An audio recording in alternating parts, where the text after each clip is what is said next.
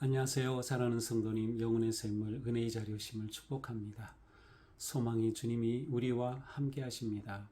우리와 함께 하시는 주님을 찬양합니다. 기도합시다. 사랑과 은혜의 주님, 하루하루 살아가는 저희의 삶에 오직 주님만이 소망이고 능력이고 기쁨 되시길 원합니다. 세상살이에 매여서 주님의 말씀을 잊어버리고 또 순종하지 못하는 저희들, 오늘도 저희들을 불쌍히 여겨주셔서 저희의 마음의 눈을 열어주시고 정말 주시는 말씀 앞에 믿음으로 순종하며 삶 속에 온전히 주님만을 바라볼 수 있도록 오늘도 은혜로 감동하여 주시옵소서. 예수님 이름으로 기도합니다. 아멘. 오늘 말씀은 누가복음 17장 20절에서 37절입니다. 바리새인들이 하나님의 나라가 어느 때에 임하나이까 묻거늘 예수께서 대답하여 이르시되 하나님의 나라는 볼 수 있게 임하는 것이 아니요 또 여기 있다 저기 있다고도 못하리니 하나님의 나라는 너희 안에 있느니라.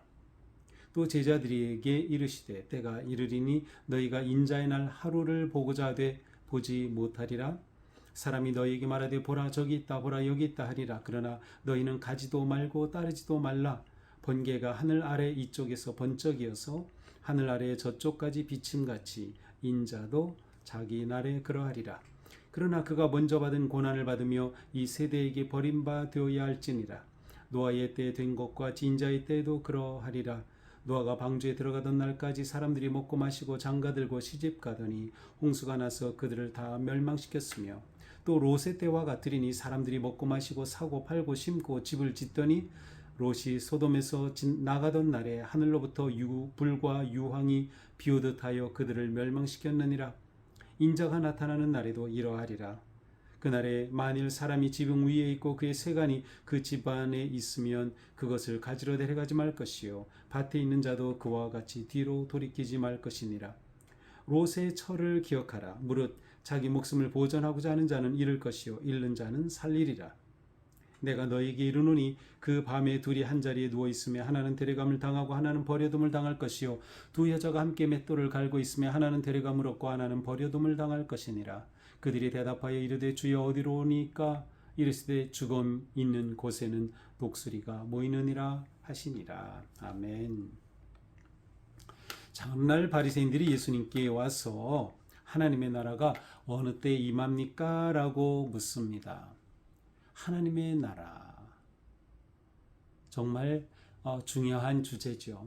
실제로 이 당시 예수님 당시에 바리새인들, 유대인들은 하나님의 나라를 열망하고 있었습니다.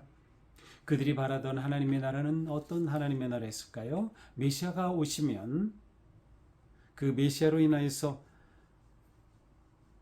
그들이 억압 가운데 있는 이러한 로마의 치하로부터 자유함을 얻고 정치적인 그러한 해방과 하나님의 놀라운 통치하심이 있을 것이라고 하는 그러한 기대였습니다. 자, 그런데 예수님의 대답은 이렇습니다. 하나님의 나라는 볼 수 있게 임하는 것이 아니다. 하나님의 나라는 우리 육신 눈에 보이는 것처럼 그렇게 임하는 것이 아니다. 무슨 뜻입니까? 하나님의 나라는 어떤 정치적인 실체로서 눈에 보이는 어떤 그런 권력으로서 어떤 왕국 같은 그런 것이 아니라 우리 안에 믿음으로써 경험되어질 수 있는 그러한 영적인 실제라는 거예요. 영적인 실제. 그러므로 여기 있다 저기 있다 못한다. 하나님의 나라는 여기야. 이곳에 그것이 아니라는 것이에요. 왜냐? 하나님의 나라는 믿음을 통하여 믿음 안에 있는 영적인 그러한 실제이기 때문에 바로 하나님의 나라는 너희 안에 있느니라. 자, 너희 안에 있느니라. 있을 것이다가 아니라 지금 있는 거예요. 그러므로 이미 하나님의 나라는 임한 것입니다. 자, 하나님 나라의 핵심 개념은 무엇이에요? 하나님의 통치하심. 그러므로 우리가 하나님의 다스리심 안에 온전히 순종하고 하나님의 다스리심 안에 거한다면 하나님의 나라가 우리 안에 임한 것이죠. 우리가 모여 교회를 이루고 그리스도의 몸이니까 우리가 모여 하나님의 나라가 교회를 통하여 경험되고 선포되고 확장되어 가는 것이죠. 그러나 하나님의 나라는 이미 우리 안에 있지만 완성된 것은 아니에요. 그때는 아직 오지 않았어요. 그때 하나님의 나라가 완성될 때가 있겠죠. 바로 그것이 예수님의 다시 오심과 연결이 되는 거예요. 또 제자들에게 이르시되 때가 이르리니 너희가 인자의 날 하루를 보고자 하되 보지 못하리라. 자, 때가 이르리니 인자의 날은 바로 예수 그리스도의 다시 오심과 관계되어 있어요. 인자의 날. 하나님의 온전한 나라의 성취, 하나님의 통치의 완성, 그때를 보고자 하되 너희가 보지 못하리라. 하나님의 나라는 뭐라 그랬어요? 볼 수 있게 임하는 것이 아니기 때문에 보지 못하리라 라고 하시는 거예요. 그 나라를 예수님의 다시 오신 그 재림의 때를 맞을 수 없다, 그런 의미가 아니라 바로 하나님의 나라 너희가 그렇게 눈으로 보게 되는 것이 아니다. 그러므로 사람들이 너에게 말해도 여기 하나님의 나라 있다, 여기 있다, 아니면 여기에 인자의 날, 하나님의 나라가 성취되는 그날이 여기다, 아니면 저기 있다, 보라 여기 있다. 하지만 너희는 가지도 말고 따르지도 말아라. 흔들리지 말라는 것, 미혹되지 말라는 것이죠. 하나님의 온전한 다스리심에 완성되는 예수 그리스도의 재림의 그때를 정말로 바라고 기대한다면 흔들림 없이 미혹됨 없이 어떤 현상과 기적을 따르지 말고 온전히 하나님의 말씀을 꽉 의지하고 붙잡아야 되는 것이에요. 번개가 하늘 아래 이쪽에서 번쩍이고 하늘 아래 저쪽까지 비침같이 인자도 자기 날에 그러하리라. 주님의 다시 오심의 그때는 갑작스러운 날이에요. 번개가 번쩍하는 것처럼 사람이 계산할 수 없고 사람이 알 수 없는 하나님의 시간인 것이죠. 그러므로 이때다, 이날이다, 다 부질없는 것이에요. 그때는 오직 하나님만 아심으로. 그러나 그가 먼저 많은 고난을 받으면 이 세대에게 버림받아야 할지라. 그러나 그때가 주님의 다시 오심의 그때를 위해서는 그리스도께서 고난을 받고 버림받아야 십자가의 순환과 십자가의 죽으심과 부활과 승천과 하나님의 놀라운 이 때가 있어야 하는 것이죠. 노아의 때에 든 것과 같이 인자의 때에도 그러하리라.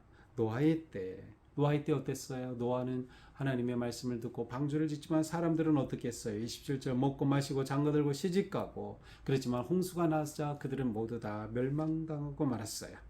롯의 때 어땠습니까? 마찬가지. 그 롯의 때에도 사람들이 먹고 마시고 팔고 심고 했지만 그러나 하나님의 심판이 임할 때 유황과 불이 쏟아졌을 때 그들은 다 멸망하고 말았어요. 인자가 나타나는 날도 이와 같을 것이다. 예수님의 다시 오심 재림 바로 이와 같을 것이다. 그러므로 세상살이에 매몰되지 말라는 것이에요. 그렇게 되면 주님 오실 그때 멸망하기 쉬운 거예요. 준비되지 않았기 때문에.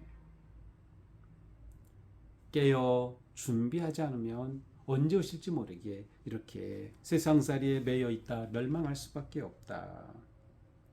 그날에 인자가 나타나는 날, 그날에 사람이 지붕 위에 있다면 새간 가지러 집 안에 가지러 가지 말라. 밭에 있다면 뒤로 돌이키지도 말아라. 미련을 갖지 말라는 것이죠. 하나님 나라의 우선순위를 두라는 것이에요. 세간이 뭐가 중요합니까? 하나님의 나라가 가장 중요한 거예요. 하나님 오실 그때, 주님의 다시 오실 그때 정말 중요한 것 바로 그 주님의 나라를 맞이하는 것이에요. 주님의 오심을 맞이할 수 있는 것. 그러기 위해서 가장 중요한 것 우선순위가 분명해야 돼요. 세상에 매여 있으면 그것을 찾으러 가면 때를 놓치는 것이다. 롯의 철을 기억하라. 자기 목숨을 보존하고자 하는 자는 잃을 것이요 잃는 자는 찾으리라. 자, 세상살이에 빠지지 말고 타협하지 말고 가장 중요한 것 잡아라. 롯의 처는 하나님이 심판하실 때 도망가다 뒤를 쳐다봤어요. 왜 뒤를 보는 거죠? 미련두면 안 돼요. 정말 중요한 것을 잡아야 되는 거죠. 하나님 나라가 삶의 우선순위 가장 중요한 앞에 있어야 하는 것입니다.